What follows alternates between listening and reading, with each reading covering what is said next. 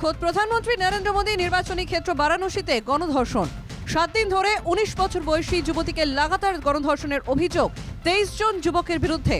বারাণসীর একাধিক হোটেলে রেখে নির্যাতিতার উপর নির্মম অত্যাচার চালানো হয় বলে অভিযোগ। এবার এই ঘটনায় বিজেপিকে তীব্র নিশানা তৃণমূল কংগ্রেসের। একটি 19 বছরের মেয়ে, তাকে 7 দিন ব্যাপী 23 জন পুরুষ মিলে গণধর্ষণ করেছেন। কোথায়? খাজুরি এলাকা, লোকসভা কেন্দ্র বারাণসী।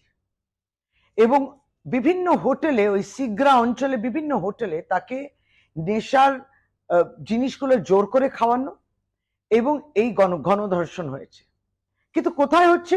স্বয়ং যেখানে প্রধানমন্ত্রী, প্রধান সেবক, যিনি বেটি বাঁচাওর কথা বলেন, নরেন্দ্র মোদীজির আপনার এলাকায় এই কাণ্ডটা হলো।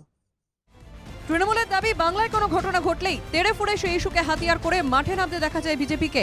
সেখানে উত্তরপ্রদেশের বারাণসীর এই ঘটনার ভিত্তিতে বিজেপির বিরুদ্ধে দ্বিচারিতার অভিযোগ করেছে তৃণমূল। উত্তরপ্রদেশের গণধর্ষণের পরিসংখ্যান তুলে ধরে যোগী সরকারকেও নিশানা করেছেন মহিলা তৃণমূলের সভানেত্রী চন্দ্রিমা ভট্টাচার্য। আচ্ছা, কোথায় আছে এখন উত্তরপ্রদেশের প্রশাসন? কোথায় আছে এখন জাতীয় মহিলা কমিশন, রাজ্য মহিলা কমিশন? উত্তরপ্রদেশেরও তাদেরও তো কোনো চিহ্ন দেখা যায় না। এবং শুধু উত্তরপ্রদেশ একেবারে শীর্ষে আছে, 65,743টি শুধুমাত্র উত্তরপ্রদেশেই ঘটনা ঘটেছে। এই ঘটনায় 10 জনেরও বেশি অভিযুক্তকে গ্রেফতার করা হয়েছে। বহু অভিযুক্ত এখনো অধরা। কয়েকদিন আগে প্রধানমন্ত্রী খোদ বারাণসী সফরে এসে এই বিষয়টি নিয়ে অসন্তোষ প্রকাশ করেন। এরপরেই তদন্ত নিয়ে নড়েচড়ে বসে প্রশাসন। Bureau report, NKTV Bangla.